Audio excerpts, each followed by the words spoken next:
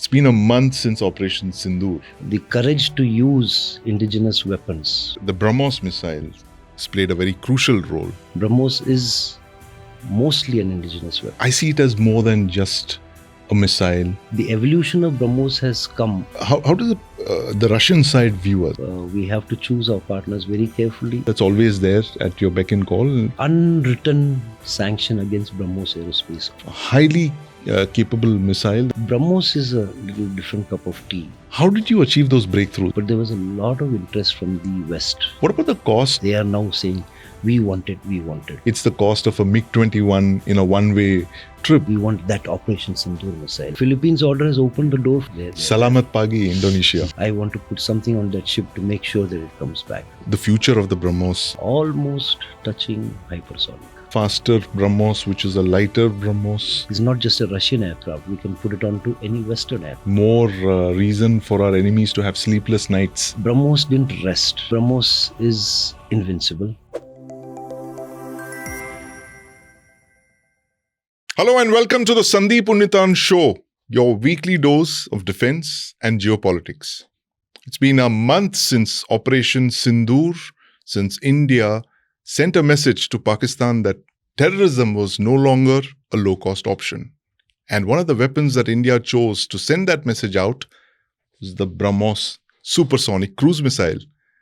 And I'm privileged to have with me today Dr. Atul Rane, who was the CEO and MD of BrahMos Corporation for nearly 4 years. Of course, he's also been part of BrahMos from its inception, the company he was with from 1998 onwards. Dr. Rane, welcome to my show. Thank you, Sandeep. It's a pleasure to be here and an opportunity to talk. Dr. Rane, straight off, it's been a month since Operation Sindoor, where the BrahMos missile has played a very crucial role. Now, of course, the decision to strike at Pakistan was a political one. And this is something that we haven't seen in a very long time. It's been 6 years since that call was given. And of course, the Indian military rose spectacularly to that challenge. But do you believe that Operation Sindoor could have been the success it was without the BrahMos missile? Well, yes and no. Yes, it should and would have been a success only because of BrahMos. But still, right now, I don't even know whether BrahMos has been used. We don't know what vectors were actually used by the armed forces. But analysis does say that BrahMos has been used. I'm looking purely at the bomb damage assessment. Yeah, exactly. The holes in the ground. Frighteningly very, very similar to the craters created by us during our flight trials. Right. So that does give away a little bit that most probably BrahMos was used. It's heartening to know that the courage to use indigenous weapons was performed during Operation Sindoor. It does show that our armed forces now has the courage and the will to use indigenous weapons. BrahMos is mostly an indigenous weapon. Right. We might have borrowed a bit from here and there. We may still be importing a few things. But it was around even in the earlier attempts of things which were done by the Air Force. Right. But this is the first time that they have actually used it at a time of attrition. And that's very heartening that they now have the confidence in the BrahMos missile. Right. Could the BrahMos missile have been used to say strike at Balakot in 2019 where the Air Force jets were sent in? It could have. It could have been used. In fact, I'll just deviate a bit. When BrahMos started in 1998 officially, one of the very first thoughts which came to my mind, because I moved from the ballistic missiles into the cruise missile, was that the ballistic missiles may never be used. Right. But because they're strategic weapons. They're strategic. Right. Kargil took place. We didn't have a weapon to use. If BrahMos was there in our arsenal, Kargil itself would have been just a single day or 2 days of war. How would you fight the BrahMos? How do you fight the Kargil war using the BrahMos missiles? Well, if you're looking at a hilltop or even behind a hilltop, BrahMos does it today. So it's evolved. It's not that it was available immediately at that time. Right. But if we had a BrahMos at that time, if someone had thought about it, if our forefathers had really thought that BrahMos is something which is required or something like BrahMos is required, Kargil would have never happened. Today, Balakot, of course, took place, we used other vectors.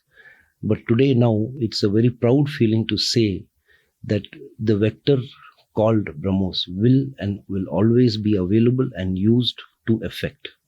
And what an effect. What an effect, absolutely. The whoosh and the bang that we saw in all of those user-generated contents from across the border, where it struck at multiple targets, that was the proof of the pudding, as they say. But, Dr. Rane, I want to take you back in time. You've been part of the founding team of the BrahMos project right from 98. You were avionics and systems integration of the program manager of the BrahMos way back in 98. Now, the BrahMos missile, I see it as more than just a missile or even a collaboration between two partners or a company. It's more about the partnership between India and Russia. What is it that really makes this partnership between India and Russia so crucial, which is, manifested in this missile? There are a lot of points to this. Number one, you see the manpower strength in Russia has started to dwindle, especially in the early 90s towards the late 90s. And India's manpower started increasing. I'm talking about the young manpower, the workable manpower, the workforce, the soldier ants. They also needed to have a partnership with someone. Right.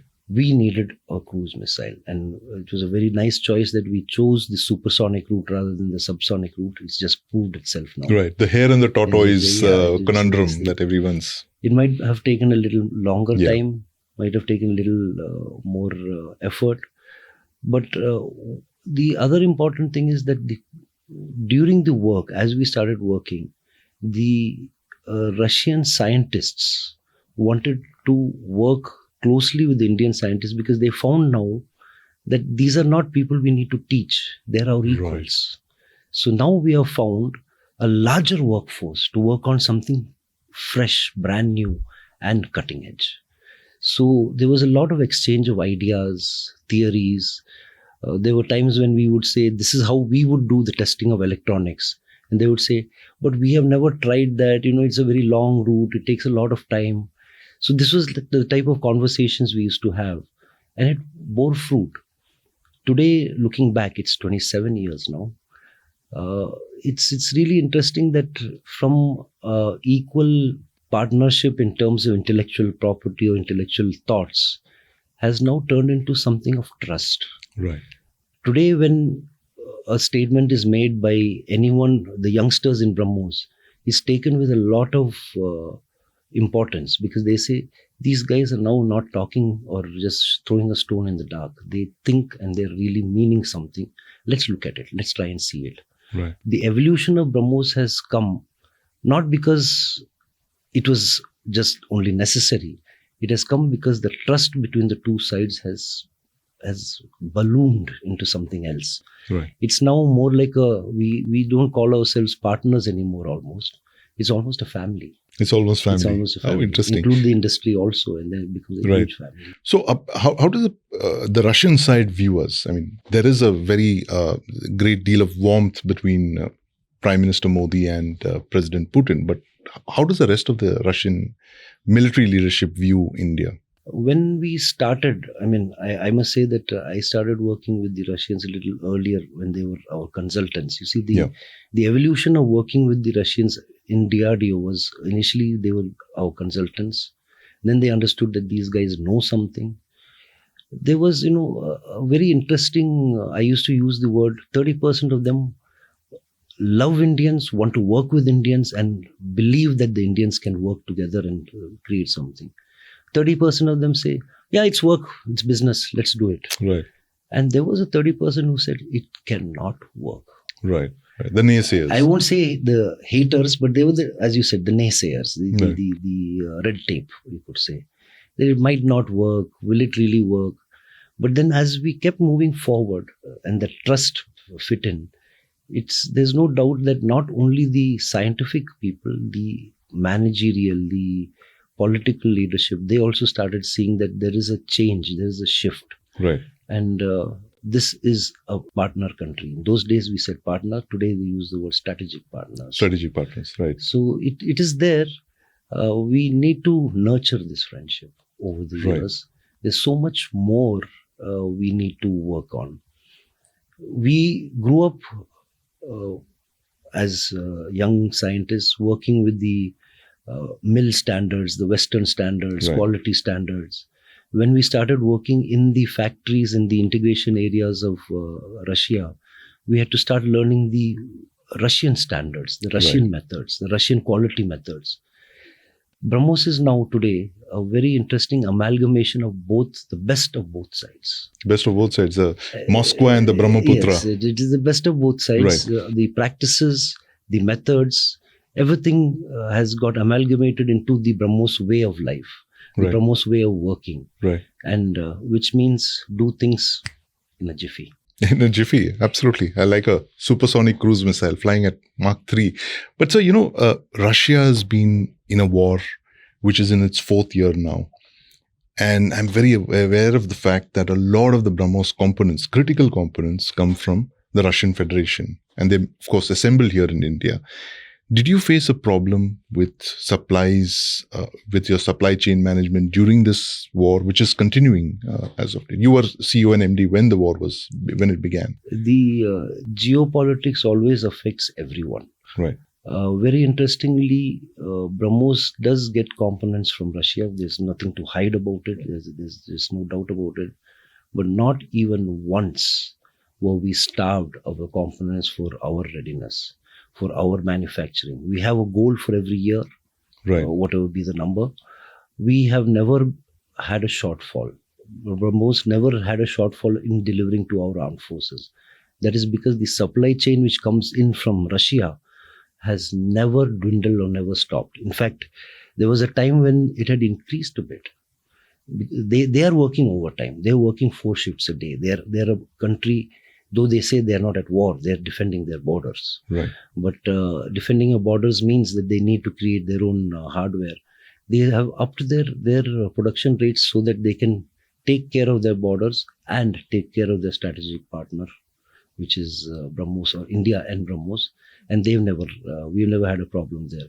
But yes, we've had a problem with our supply chain, but not from the Russian side, from the Western side. From the Western side, what Western components go into the BrahMos? Well, there are a lot of components. We could have sourced everything from Russia, there's no doubt. Right. But then things become expensive.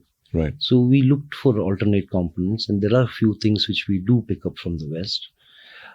There has been, because of the geopolitical context of Russia, Ukraine, and Russia undergoing sanctions, there was a sort of unwritten sanction against BrahMos Aerospace also. Right. So In the West. In the West. Right. So a lot of orders which we had placed on the West, they had started slowing down. I wouldn't know whether it's gone back to normal right now, but up to 6 months back, we were struggling a little bit with few of the things from the West. We have started looking back to Russia for the alternate materials.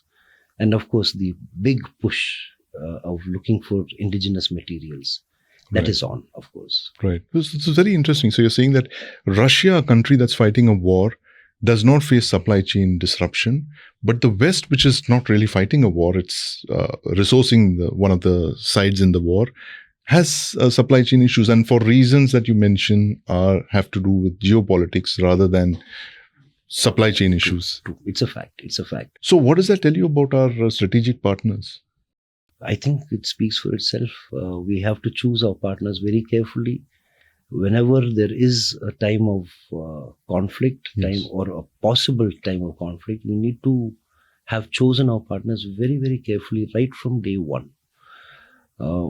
Whether we are doing it, whether we are not, well, that's a much larger picture, which as a scientist, I would not be the right person Sure. to say. But if I were allowed to, I would say that we need to work more closely with the people who will support us over a very, very long term. Right. And that has become very clear with Operation Sindoor, who are friends and who are foes are. The IFF, as you say, identification, friend, foes, become clearer now after Operation Sindoor, you think? I guess so. It's very clear now that we need to put our eggs, more number of eggs in a particular basket than in another basket. How interesting, because it was always seen as the reverse, that we wanted to move our eggs away from the Russian basket to other countries. And now you're saying that we should actually look at one basket rather than several baskets. I may be in a minority. Right. I may be in a minority, but my gut feeling, and having worked with both sides, having taken care of international cooperation for DRDO, Yes. and talking with a lot of the people all over the world, I still believe that Russia would be a better partner always. But Right. that I may be wrong. We have to go forward and actually see. But as you've said, that the proof of the pudding is there in the eating, and what we've seen with the BrahMos so far is zero disruption in supplies. Absolutely. A highly capable missile that's always there at your beck and call to carry out your tasks. But you mentioned exports. You were in charge of exports in the DRDO of 2010 onwards, and of course, the first big export breakthroughs of the BrahMos missile happened in your tenure, where the orders to the Philippines, and I believe there are repeat orders. How did you achieve those breakthroughs? I mean, what was it that made the missile so attractive to countries like the Philippines? BrahMos is a little different cup of tea. When we showcased BrahMos for the first time in an international exhibition, this was way back in 2002 in the Moscow Air Show. We had just finished our first flight trial, and we went out and just had a video of our flight trial. That's all. There was not even a model. There was no just one or two placards. But there was a lot of interest from the West. Right. There was a naval vice chief or a chief from the Netherlands who says, I don't want to be on the wrong side of this missile. So right from the day we have tested BrahMos as a possible potential weapon, it was proven that it can be used. People are interested in it, and everyone is interested in it. But it's a joint venture between Russia and India, so it can be sold only to countries which are acceptable to both the partners of BrahMos, BrahMos being the joint venture. That narrows down the selection or the lot as such. The Netherlands would certainly not be on that list. There, part of that. Now, when you come to exports, it's a very, very difficult business to be in.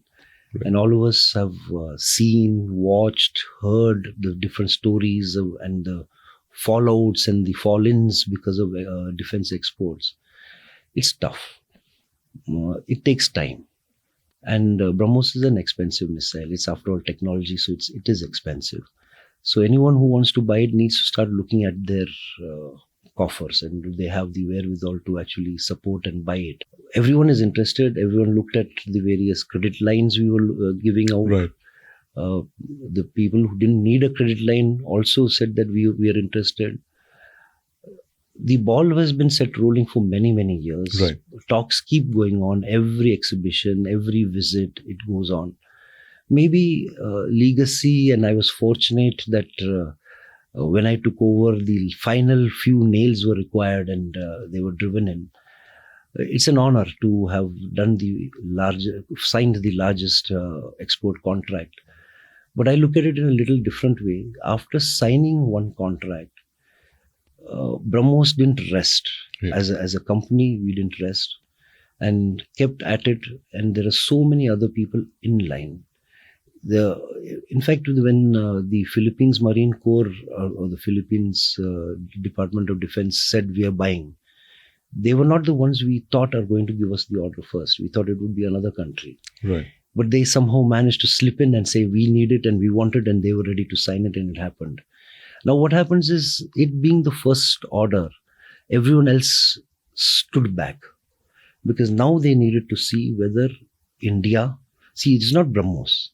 BrahMos export is being done by BrahMos Aerospace Private Limited. Yeah.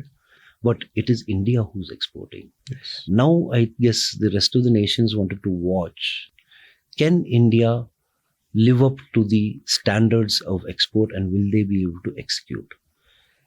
When we have started the execution of the order, and when we have already started delivering items to the Philippines, the other countries are gung-ho, and they are now saying, we want it, we want it. And there have been a lot of visits in the recent past, in the last 1.5 years, 2 years, more in the last five or 6 months also. And it's very clear that we are going to have quite a few nations sitting on our back. Right. We've been hawking this at every exhibition. Everyone says we want it.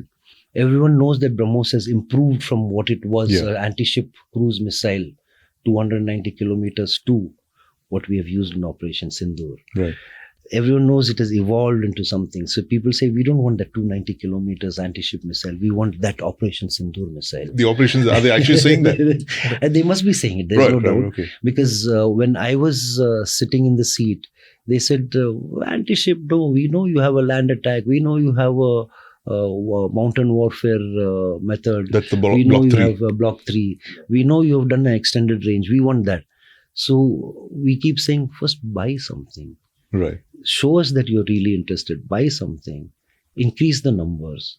And maybe automatically the rest will fall in place. Right. But you don't go and straight ask for the moon and get the moon and not take anything beyond that, because we also have to move in steps when we export.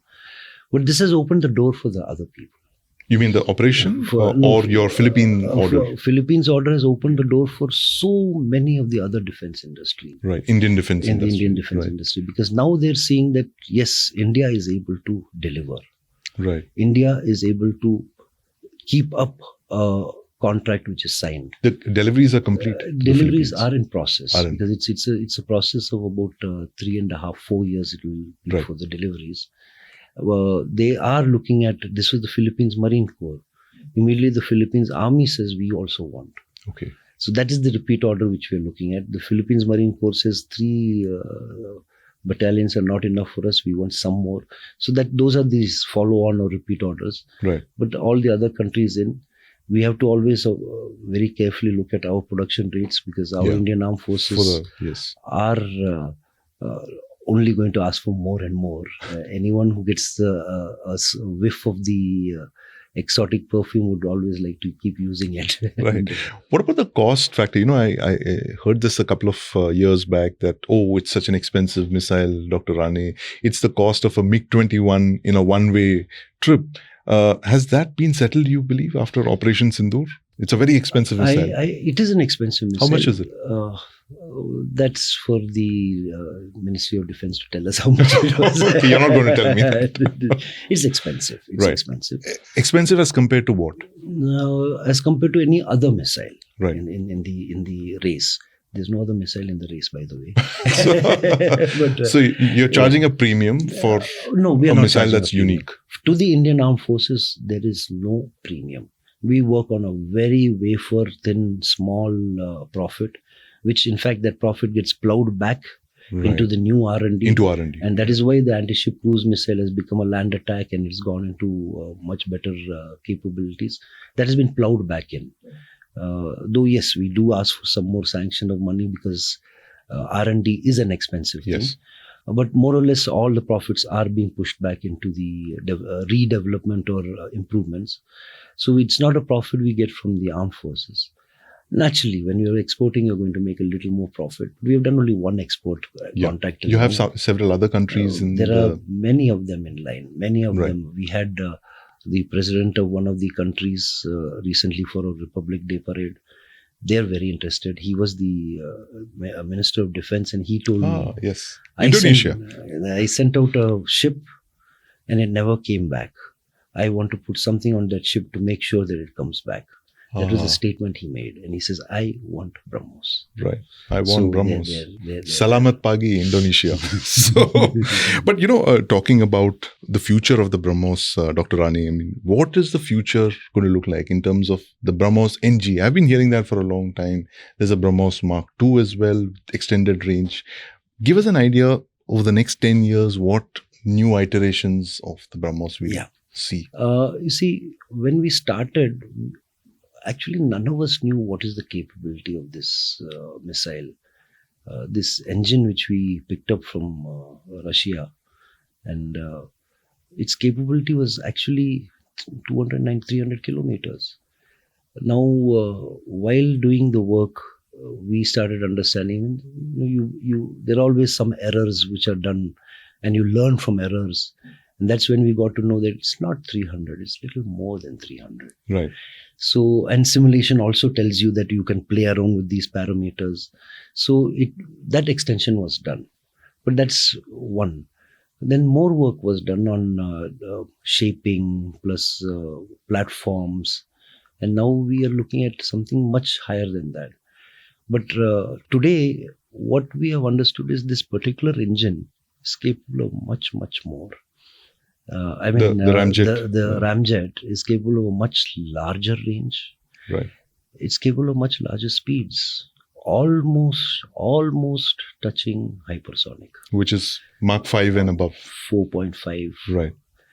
4.5 is doable by this particular missile. So you're looking at a faster BrahMos, which is a lighter BrahMos. Yeah. So the current BrahMos can move into that range, going to a faster range. Of course, one needs to do more R&D, a lot of more tests, a lot more blowdowns, a lot more flight tests, which means money. We'll have to see where we get that money from. So that's one range of BrahMos which we can look at, and maybe look at souping it up to make it actually hypersonic. But then that's another step. Though people are already working on hypersonic in other areas, BrahMos says that if you give us 8 years and so much of money, we'll give you a missile, a production-ready missile in the 9th year. Right. From today, that is. Well, it's for the MOD and the users to make a decision whether they really want that or they want to go on another side. But NG was conceived with a little different method, the next generation. BrahMos is a heavy missile. Yeah. 3 tons. I mean, it's an elephant. 3 tons. It's even the Su-30. Fast-moving elephant. Yeah. Even the Su-30 can't carry 3 tons. So when we moved the missile from the surface launch or the subsurface launch of 3 tons, we curtailed the booster because the aircraft is anyway moving at a speed of... So you don't need the booster for the initial you don't need the booster, punch. That much of booster. Right. So the weight comes down to 2.5 tons. And 2.5 tons is a fairly heavy weapon for any aircraft to carry. It's the heaviest weapon or heaviest payload that the Su-30 carries. Right. And also one was started thinking of, can we make it so small with the same parameters, 300 kilometers, anti-ship and everything? Can we launch it from a torpedo tube? Wow. That means a lot of work, a lot of miniaturization. That is what the NG is supposed to be. Now, whether it's from the torpedo tube or not, because doing a launch from a torpedo tube means a lot more quality requirements, stringent quality requirements. So the decision was made that we will do an air launch of a missile which is small enough to get packaged into a torpedo tube, but we'll do an air launch. Now, why air launch?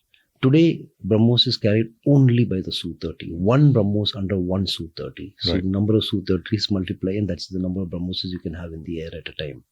From the air launch version. Let's look at a smaller thing which can go under the wing.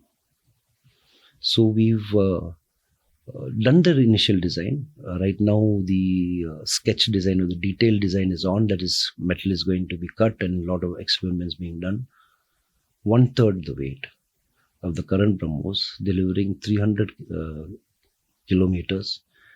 And a warhead almost equivalent, little smaller warhead, but can do the same damage as what the current BrahMos does. So 1 ton, 300 kilometers. A 1 ton missile. 1.2 ton. 1.2. 2 ton missile, approximately. The exact numbers are being worked out when you do the design, which can go 300 kilometers and sink a ship. Let's put it that way. Right. 2 under the wings of an aircraft. Which aircraft? Not just Su-30. The Tejas Mark 2A. Right. That's what we are looking at. We will use Su-30 as a launch platform for the tests, but it will finally get onto the Tejas Mark 2. It can be fitted on, once it gets onto the Tejas, that means it's not just a Russian aircraft. We can put it onto any Western aircraft. Right. Now look at the market. Right. you can see that the market is going to be just hugely wide open. Any aircraft which needs anyone friendly foreign country right, who has an aircraft and wants a 300-kilometer ship killer or a land attack, right, of course with a less potency, but still a land attack, 2 of them under each aircraft which they have.